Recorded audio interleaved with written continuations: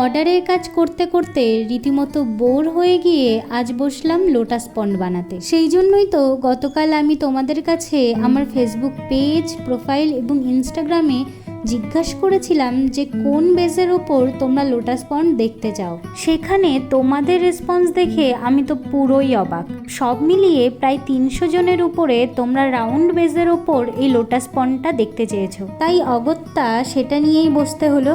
তবে তোমরা যারা স্কোয়ার বেসটাকে ভোট দিয়েছিলে তারা প্লিজ মন খারাপ করো না। কাজের চাপটা একটু কমলে আমি অবশ্যই আর একটা স্কোয়ার লোটাস পন্ড বানাবো শুধুমাত্র তোমাদের জন্য।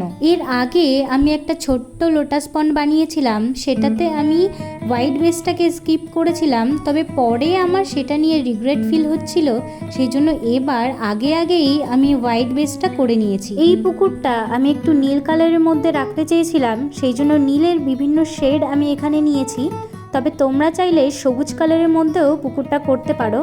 আজ যেহেতু অর্ডারের কিছু কাজ সেরে এটা নিয়ে বসেছিলাম, তাই একটু লেট হয়ে গেছিল, সেই জন্য রংটুকুই করতে পেরেছি শুধু। এটা তোমাদের কেমন লাগলো অবশ্যই জানিও। বাকি কাজটুকু পরের ভিডিওতে আসছে, ততক্ষণের জন্য টাটা।